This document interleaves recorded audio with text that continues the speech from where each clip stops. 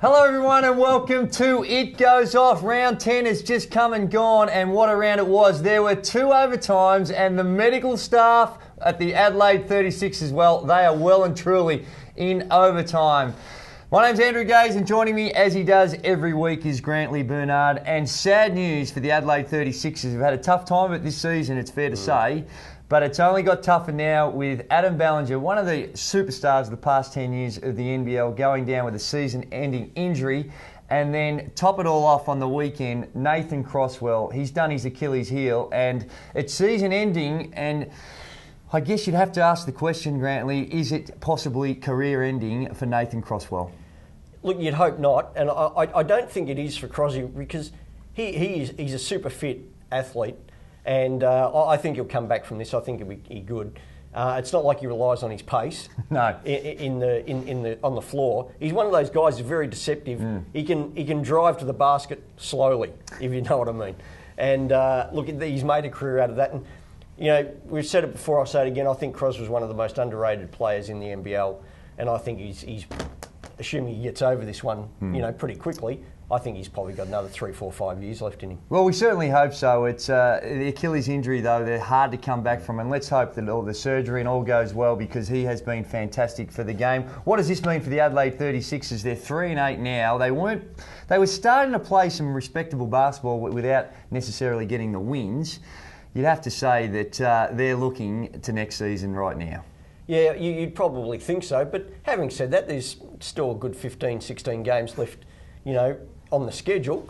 So who knows, they've got scope maybe to bring in a couple of Australians that are hanging out in Europe, or look, they're long shots too, but you never know.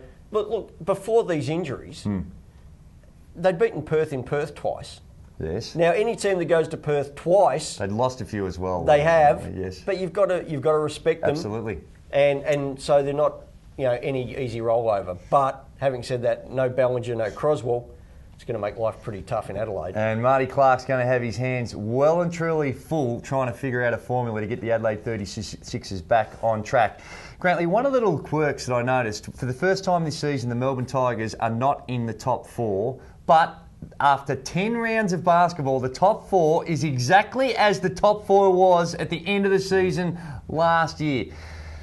Is that some sort of coincidence, or just the teams outside of the 4 not making the progress which perhaps at the early part of the season we thought they had? Well, it's a fantastic observation by you. Oh, I believe it is. It's right up there with one of your best. I scoured the statistical data. Look, I've got to say, I'm surprised that Townsville and Cairns are in there, and I'm surprised that Melbourne and probably Gold Coast aren't. You know, Melbourne had started so well, now they've lost 4 in a row.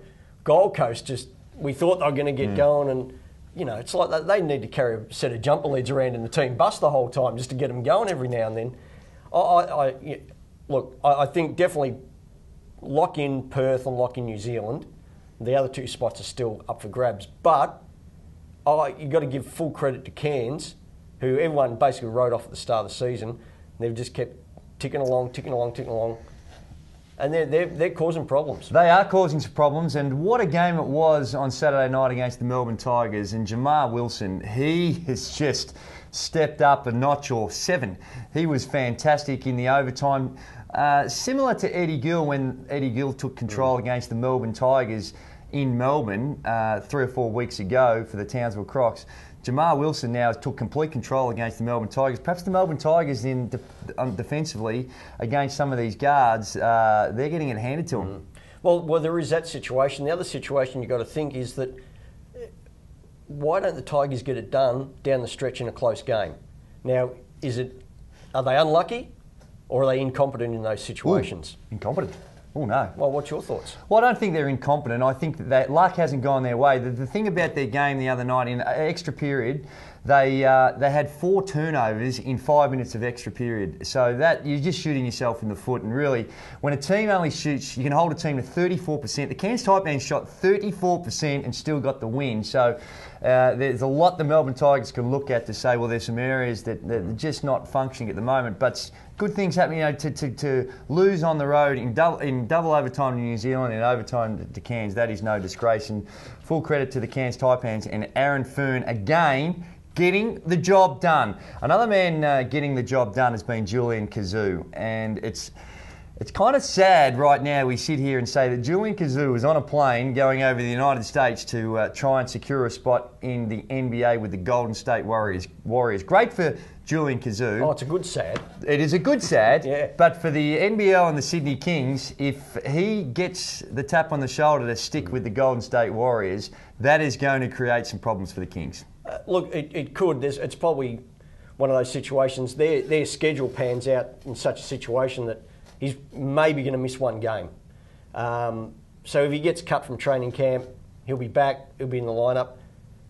Who knows? I mean, the NBA is so much about right place, right time. Yes. Coming into this quick, short season, if he can impress in the short training camp, they might have a good look at him. Do you think he's got an NBA game? I do. I think that his size, his mobility, his maturity that he's shown, particularly this year where he's stepped up his leadership qualities, he's carrying a team, and I think that he's got those low post skills, and his ability to hit that medium range jump shot now is a valuable asset in any NBA team. So perhaps the take on him, whether defensively he can match up with some of the bigger athletic guys. But let me say this, there is a lot worse player running around in the NBA than Julian Kazoo. So we're hopeful for his sake that he can get there. But for the Sydney Kings, they're praying that they don't like what they see. I think that's unlikely, but they would be praying for that. Another big man that's really going to be an asset to the Townsville Crocs is Luke Schenscher.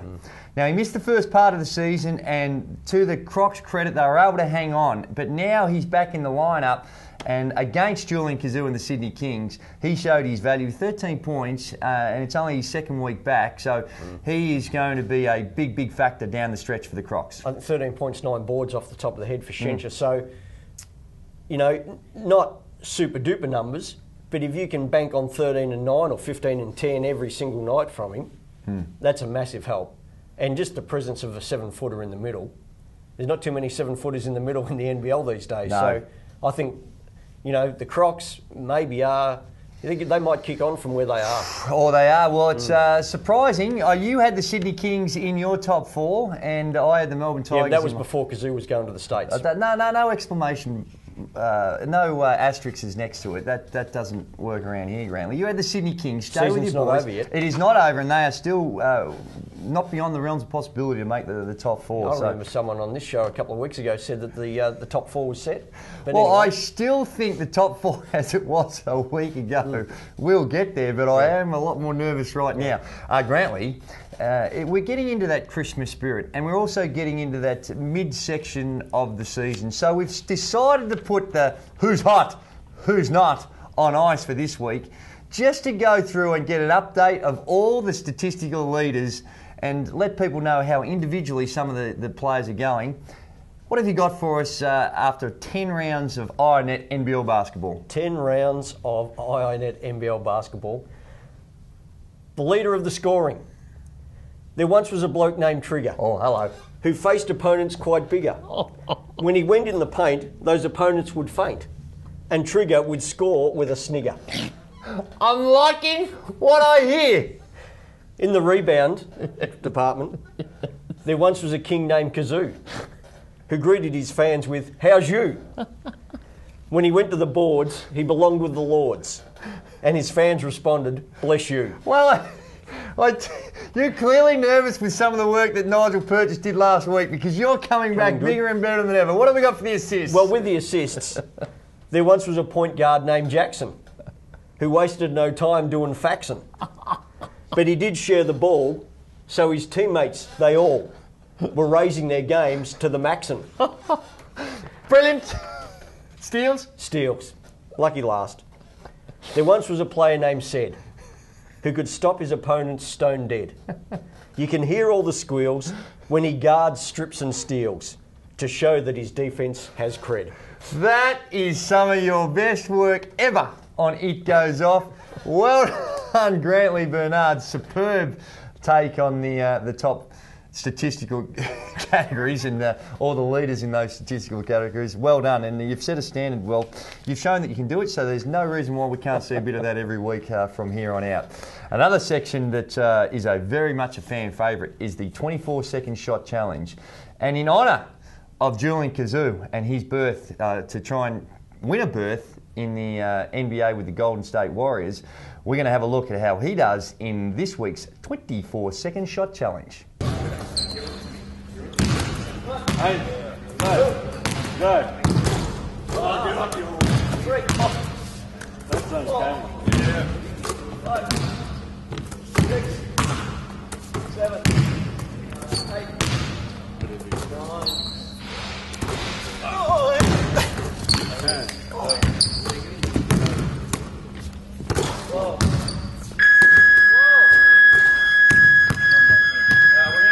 Reps up from that. We got to get him up there. Good try, Julian. Keep practicing the jump shot. Maybe next year. Well, there you have it. We're going to package that vision up and send it over there to Mark Jackson, the head coach of the Golden State Warriors, because that was a very, very good performance by Julian Kazoo. 12. Not good enough to overtake Darren Ning, who set a world record 16. World record, Grantley, 16 a couple of weeks ago. But for the bigger fellas, to get 12, that is a very sharp performance. That's pretty good. The NBA might like to see that vision. But we are not sending vision of Benny Madgen's hosting skills to NBA TV. Benny, Lift please. your game. Please. Lift your game. Just up the heart rate a little bit, just a little bit more animated, just very subdued is Benny Madgen. But very, very good work by Julian Kazoo, but not good enough to get the win, so let's not overstate it too much. It's now that time of the show, and it's probably my favourite part of the show, and it's called the Mark Zuckerberg Minute. And that's where we let you join in the conversation. Get on the NBL Facebook page and knock us out a question, or hit us on the Twitter, Andrew Gage 10. At Grantley Bernard. Or at Grantley Bernard. I think I've done a muscle in my throat there. But get on there and punch us out a question. And if you punch us out the most interesting, informative question, you get to win this. It's a NBL game ball.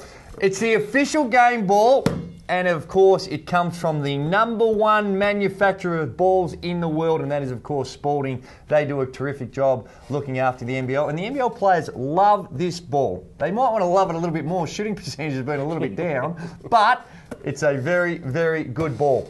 And first up, we go to Daniel Stock. And Daniel Stock, Grantley, he wants to know, if you were coaching Cairns, which import duo would you prefer on your team? Ubacker and Dorsey or Wilson in Warren?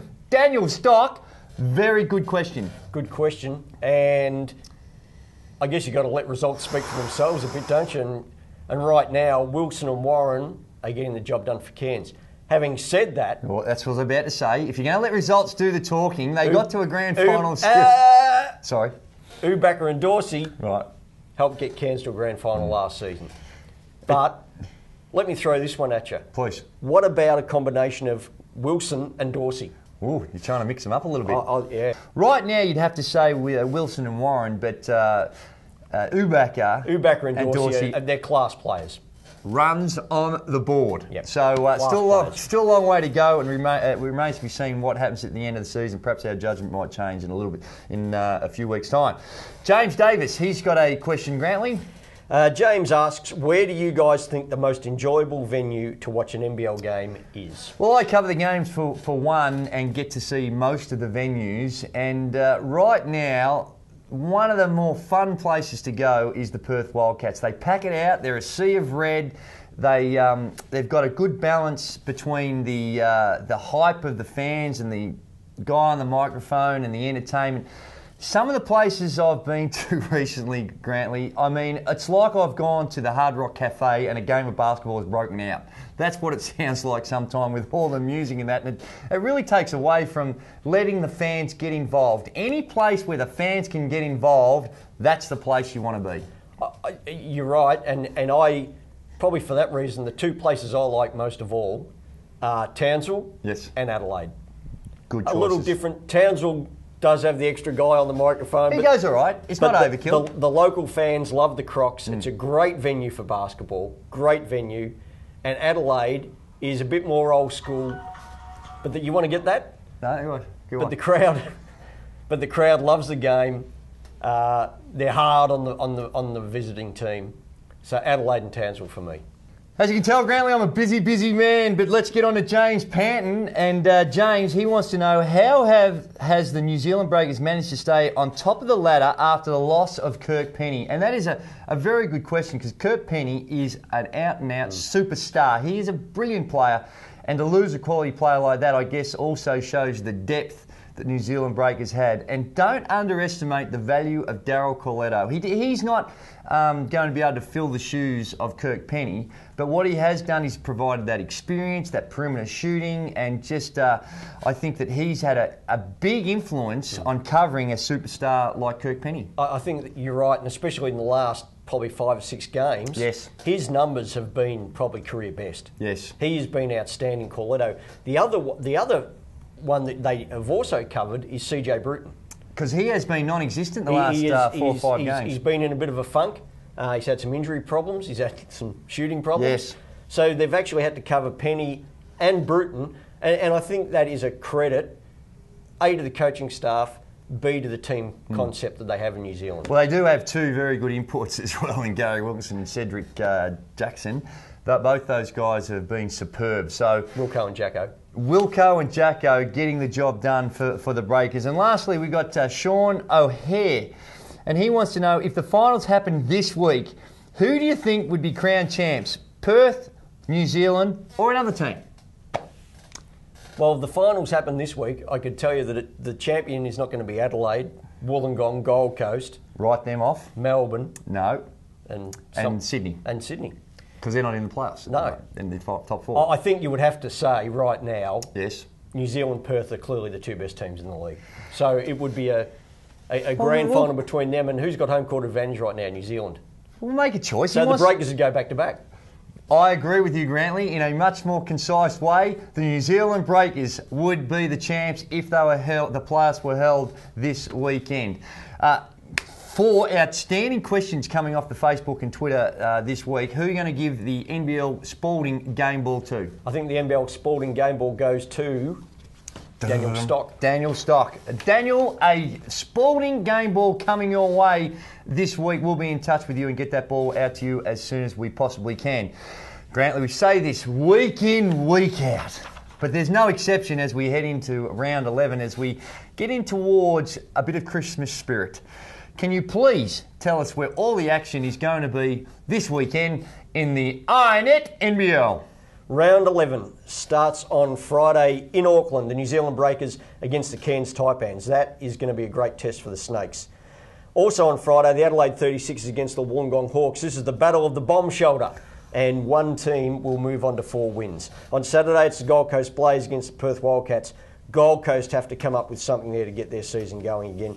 And on Sunday, the Tigers against the Crocs, and that is going to be another big game. Well, Crocs, it's a big game, that one, because it's almost like a double whammy, because whoever gets the loss not only gets a loss, but they give the team that they might be vying for that in the head-to-head battle. So that is a very, very important game. That's going to be on 1HD, so check out the replay tipping off at 10:30 on 1. Grantley, you've bounced back with some serious venom this week. I tell you what, it's Nigel has sparked you into a absolute frenzy, and you've come strong with some of your sharpest work. Well done to you. It's now time to pay homage to our very, very supportive sponsors out there, and it all starts off with the naming rights sponsor of the NBL, and that is, of course, IINet. Connect Better. 1 Centrebet. And 1 Spalding. Rent Smart. And Virgin Australia. Doing a terrific job carting our very, very talented players right throughout this beautiful country of ours. Do they take the referees too? And they take the referees, coaches and everyone involved, and they do it with in a spectacular way. Fantastic stuff by them. That's all we have time for this weekend. Welcome back, Grantley Burno. Let's have, glad to have you back. You're going to be in and out. Is that going to be the situation? Could be a bit in and out. You're going to be in and out, but we just a privilege to have you along here today. And we'll catch you next week, where we cover round 11 and all the goings on in the INET, in the #1 INET NBL podcast in the world, and it's called It Goes